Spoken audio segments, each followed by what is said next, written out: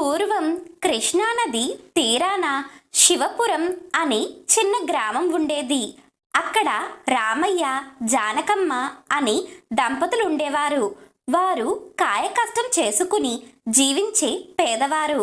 కానీ వారి భక్తి మాత్రం హిమవత్ పర్వతమంతా ఉన్నతమైనది. వారికి గణపతి అంటే ప్రాణం. ప్రతిరోజు ఉదయాన్నే మట్టితో చిన్న గణపతిని చేసి గరికతో పూజించటం జానకమ్మకు అలవాటు. కానీ వారి జీవితంలో ఒక పెద్ద వెలితి ఉండేది. పెళ్ళై 10 ఏళ్లు గడిచినా వారికి సంతానం కలగలేదు. ఊరివారు జానకమ్మను గొడ్రాలు అని ఈసడించుకునేవారు. ఏ శుభకార్యానికి వెళ్ళినా అవమానాలే. తండ్రి విఘ్నేశ్వర, నా కడుపు పండటానికి ఏ విఘ్నం అడ్డొచ్చింది? మా వంశాన్ని నిలబెట్టే వారసుడు లేకపోతే మా తర్వాత నీకు ఈ గరిక పూజ చేసేదెవరు అని జానకమ్మ ప్రతిరోజు వినాయకుడి ముందు కన్నీరు పెట్టుకునేది. ఇలా ఉండగా ఒక మాఘమాసపు కృష్ణపక్ష చతుర్థి రోజు జానకమ్మ ఉపవాసంతో నీరసించి తన గుడిసె ముందు కూర్చుని ఉంది.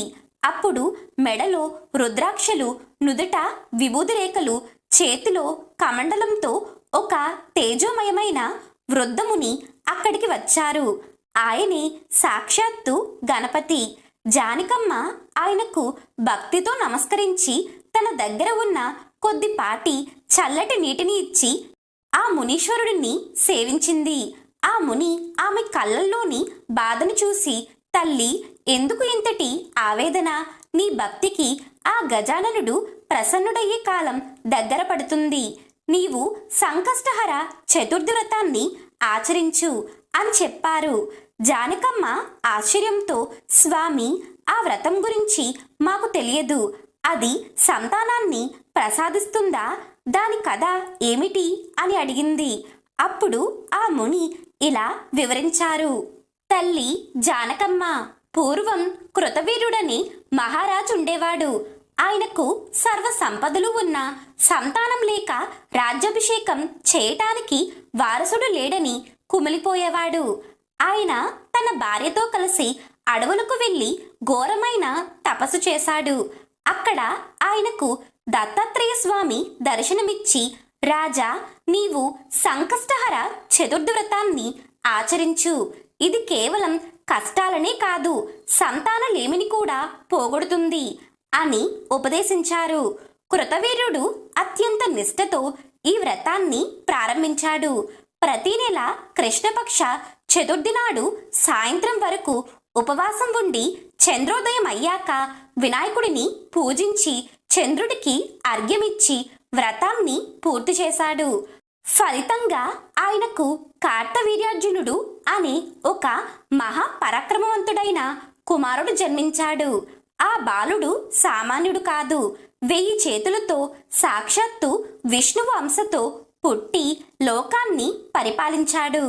జానకమ్మ కృతవీర్యుడు లాంటి రాజుకి పుత్రుడిని ప్రసాదించిన ఆ వ్రతం నీలాంటి పేద భక్తురాలికి సంతానాన్ని ఇవ్వదా అని ముని ఆమెను ఓదార్చారు. ఆ మహర్షి జానకమ్మకు వ్రత పద్ధతిని ఇలా వివరించారు. ప్రతి నెల పౌర్ణమి తర్వాత వచ్చే 4వ రోజు నాడు ఈ వ్రతం ఆచరించాలి. సూర్యోదయం నుండి చంద్రోదయం వరకు ఆహారం తీసుకోకూడదు. రాత్రి చంద్రుడు కనిపించిన తర్వాత ఒక పాత్రలో నీరు, పాలు, అక్షింతలు తీసుకుని చంద్రుడికి అర్ఘ్యం సమర్పించాలి. ఆ తరువాతే భోజనం చెయ్యాలి. సాయంత్రం వేళ మట్టితో చేసిన గణపతిని ప్రతిష్ఠించి 21 రకాల పత్రులతో, ముఖ్యంగా గరికతో స్వామివారిని పూజించాలి. మోదకాలు లేదా ఉండ్రాళ్లను నైవేద్యంగా పెట్టాలి అని చెప్పగా జానకమ్మ ఆ మునిని ఒక సందేహం అడిగింది. స్వామి, మాకు ఉన్నంతలో దొరికేది కేవలం ఈ పచ్చని గరికే. గొప్ప గొప్ప పూలు, బంగారు ఆభరణాలు లేవు. ఈ గరికతో పూజిస్తే ఆ దేవుడు కరుణిస్తాడా అని ప్రశ్నించగా అప్పుడు ఆ ముని చిరునవ్వుతో ఇలా చెప్పారు. తల్లి, గజాననుడు పత్రప్రియుడు. ఆయనకు 1000 కోట్లు పెట్టి పూజ చేసే కంటే భక్తితో సమర్పించే ఒక్క గరికపోచ అంటేనే మహాప్రీతి. దానికి సంబంధించి ఒక పురాతన కథ ప్రసిద్ధిలో ఉంది. ఆ కథను వివరిస్తున్నాను, శ్రద్ధగా విను అని ఈ విధంగా వివరించసాగారు. పూర్వం అనలాసురుడని రాక్షసుడుండేవాడు. ఆ రాక్షసుడి కళ్ళల్లో నుండి భయంకరమైన అగ్ని జ్వాలలు నిరంతరం వెలువడుతూ ఉండేవి. ఆ జ్వాలలతో అతను ఋషులను, దేవతలను, పంట పొలాలను దహించి వేశాడు. లోకమంతా అగ్నిగుండంలా మారిపోయింది. అప్పుడు దేవతలంతా వెళ్ళి ఆ గణపతిని శరణు వేడుకున్నారు. గణేశుడు ఆ రాక్షసుడితో యుద్ధానికి తలపడ్డాడు. అనలాసురుడు తన నోటి నుండి ప్రళయ అగ్నిని చిమ్ముతుంటే గణపతి తన అతిపెద్ద రూపాన్ని ధరించి ఆ అనలాసురుడిని మింగేశాడు. రాక్షసుడు లోపలికి వెళ్ళగానే గణపతి కడుపులో విపరీతమైనటువంటి మంట ప్రారంభమైంది. అగ్నిని మింగడం వల్ల ఆ వేడికి గణపతి శరీరం తపిస్తుంది.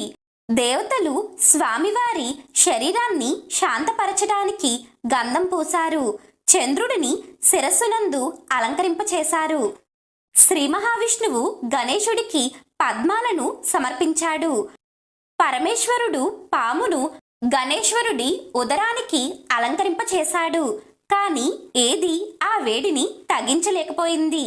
అప్పుడు కొంతమంది మునులు అక్కడికి వచ్చి 21 గరిక పోచలను తీసుకుని వచ్చి గణపతి శిరస్సు మీద, కడుపు మీద ఉంచారు. ఆశ్చర్యంగా కోట్లాది ఉపచారాలు చెయ్యలేని పనిని ఆ చిన్న గరిక చేసింది. గణపతి కడుపులోని మంట చల్లారి ఆయనకు ఎంతో హాయి కలిగింది. అప్పుడు గణపతి ఇలా వరమిచ్చాడు, ఇకపై నన్ను ఎవరైతే గరికతో పూజిస్తారో వారి హృదయాల్లోని తాపాన్ని అనగా కష్టాలను నేను తొలగిస్తాను. ఎన్ని ఆభరణాలు ఉన్నా గరికతో చేసిన పూజ నాకు అత్యంత ప్రీతి అని ఈ కథను వివరించి జానకమ్మతో ఆ ముని ఇలా అంటున్నారు. చూసావా తల్లి, గరిక అంటే ఆ గణనాథుడికి ఎంత ప్రీతో. గరిక ఎంత పెరిగినా భూమి వైపు వంగి ఉంటుంది.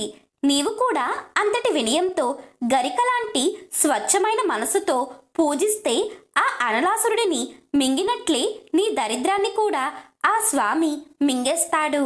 గరికను జంటలుగా అంటే 2 రెమ్మలు కలిపి ఒకటిగా సమర్పించాలి. ఓం గణాధిపాయ నమః దూర్వయుగ్నం సమర్పయామి అంటూ 21 జంటలను సమర్పించడం వల్ల సంతాన ప్రాప్తి, బుద్ధి వికాసం కలుగుతాయి అని ఈ విధంగా ఆ మహర్షి జానకమ్మకు ఆ వ్రత కథను, వ్రత విధానాన్ని వివరించగా జానకమ్మ ఆయన పాదాలకు నమస్కరించి, స్వామి, మీరు ఎవరో కాదు, మా కష్టాలు తీర్చడానికి వచ్చిన దైవం అని ప్రార్థించింది. అప్పుడు ఆ ముని చిరునవ్వు నవ్వి క్షణకాలం పాటు తన నిజరూపాన్ని, గజానన రూపాన్ని చూపించి మాయమయ్యారు. జానకమ్మ, రామయ్య ఆనందానికి అవధులు లేవు. సాక్షాత్తు ఆ గణనాథుడే తమ ఇంటికి వచ్చి తమకు దారి చూపినందుకు పొంగిపోయారు. ఆ నెల నుండి వారు నిష్ఠగా వ్రతం చేయటం ప్రారంభించారు. సరిగ్గా 1 ఏడాది గడిచేసరికి జానకమ్మ గర్భం దాల్చింది. అందమైన, ఆరోగ్యవంతుడైన మగబిడ్డకు జన్మనిచ్చింది. ఆ బాలుడికి వారు ఆ గజాననుడి పేరు పెట్టుకున్నారు. వారి దారిద్ర్యం తొలగిపోయి సుఖ సంతోషాలతో జీవించారు.